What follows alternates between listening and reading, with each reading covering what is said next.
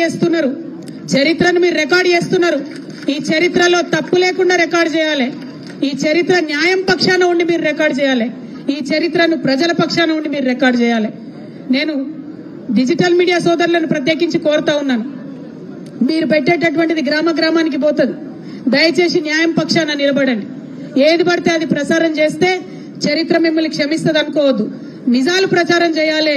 నిజమైనటువంటి బిడ్డలు చేస్తున్నటువంటి ఈ 72 గంటల నిరాహార దీక్షకు మద్దతుగా మీరు ప్రసారం చేయాలని చెప్పి మీడియా మిత్రులందరినీ కూడా నేను కోరుతా ఉన్నాను. మరి ఎక్కడెక్కడి నుంచో తరలి వచ్చినటువంటి మా నాయకులను, బీసీ నాయకులను అందరినీ కూడా మనస్ఫూర్తిగా నేను ఒకే మాట అడుగుతా ఉన్నాను. ఇది మనందరం కూడా చైతన్యం కావాల్సినటువంటి టైం, మనందరం కూడా జాగృతం కావాల్సినటువంటి టైం. ఏమైతుందిలే, కవితక్క కూసుంటది నిరాహార దీక్షకు, నాకేంది, నేను టీవీలో చూస్తా, నేను ఫోన్లో చూస్తా, మా ఊర్లో బాయి కాడ ఉంటా, నేను ఆడికెళ్ళే టీవీలో చూస్తా అంటే కాదు. ఒకవేళ మీ ఊర్లో బాయి కాడ పొలం కాడ మీకు పని ఉంటే ఆడికెళ్ళే మీరు సోషల్ మీడియాలో ఉద్యమం చేయాలి. ఒకవేళ మీరు ఎక్కడో ఊర్లో వంట చేసుకుంటుంటే ఆడికెళ్ళే మీరు సోషల్ మీడియాలో ఉద్యమాలు చేయాలి.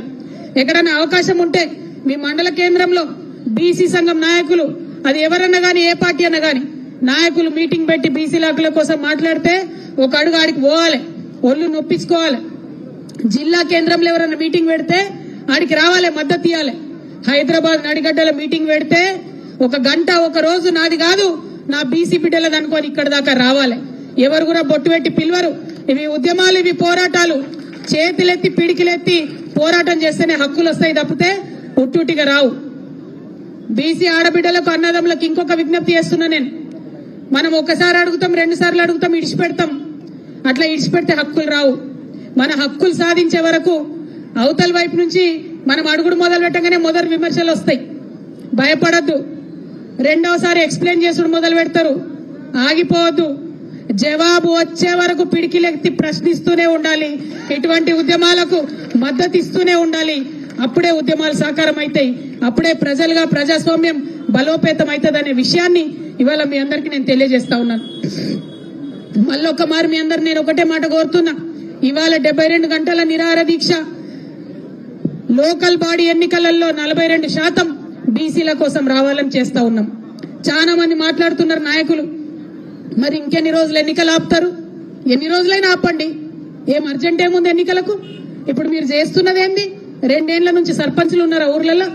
2 ఏళ్ల నుంచి ఎంపీటీసీలు ఉన్నారా ఊర్లలో? ఏం జరుగుతుంది అక్కడ? ఏం అభివృద్ధి జరుగుతుంది? ఇది వరకు కేసీఆర్ గారి హయాంలో జరిగిన అభివృద్ధి ఇవాళ పల్లెలలో కొనసాగుతున్నదా? లేదు. ఏం అర్జెంట్ ఉంది అట్లాంటప్పుడు? ఎన్నికలు పెట్టే ముందు ఖచ్చితంగా మా బీసీలకు హక్కులు వచ్చిన తర్వాతనే ఎన్నికలు పెట్టాలని డిమాండ్ చేస్తా ఉన్నాం. ప్రభుత్వం కొట్లాడాలి, న్యాయస్థానంలో కొట్లాడాలి. తమిళనాడులో ఇట్లనే 9 ఏళ్లు ఎన్నికలు పెట్టలే. బీసీల హక్కులు సాధించుకున్నాకనే, బీసీలకు రిజర్వేషన్ వచ్చినాకనే ఎన్నికలు పెట్టుకున్నారు. మనమేం తక్కువ? అంటే తమిళనాడుకి ఇచ్చినట్టు 69% మనకు లేదంటారు. ఎందుకు లేదంటే అక్కడ వాళ్ళు ఉడుం పట్టు పట్టిండ్రు, మాకు అవసరం లేదు ఎన్నికలు 9 ఏళ్ళు అని చెప్పిండ్రు.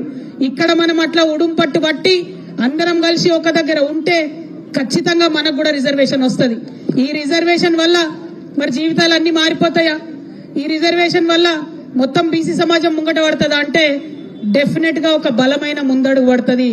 రాజకీయంగా మన వాటా మనకు వస్తుంది.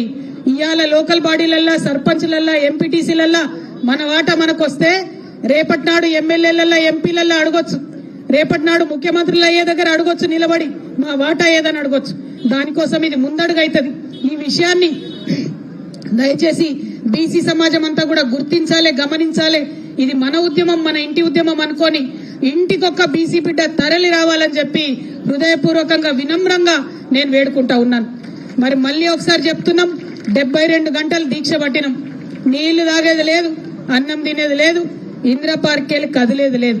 ప్రభుత్వాన్ని రిక్వెస్ట్ చేస్తా ఉన్నాం. ఇది వరకు తెలంగాణ జాగృతి ఏ ఉద్యమం చేసినా ప్రభుత్వం ఇచ్చినటువంటి సమయానికి లోబడే ఉద్యమాలు చేసినాం, శాంతియుతంగా ఉద్యమాలు చేసినాం. ఇక్కడ నిలబడ్డాం, ఇక్కడ ఉన్నాం, మా గోడు మేము చెప్పుకున్నాం, మా హక్కులు మాకు కావాలని నినదించినాం. అంతే తప్పితే ఎటువంటి అసాంఘిక చర్యలకు పాల్పడలేదు. కాబట్టి ఖచ్చితంగా మాకు పర్మిషన్ ఇవ్వాల్సిందే, 72 గంటలు పర్మిషన్ ఇవ్వాల్సిందే. ఒకవేళ 72 గంటలు ఇయ్యం, మిమ్మల్ని తీసుకుపోయి పోలీస్ స్టేషన్లో పెడతామంటారా? అక్కడనే దీక్ష చేస్తాం. మిమ్మల్ని తీసుకుపోయి మిమ్మల్ని తీసుకుపోయి హాస్పిటల్లో పెడతామంటారా? అక్కడనే దీక్ష చేస్తాం. మిమ్మల్ని తీసుకుపోయి ఇంటికాడ ఇడిచిపెడతాం.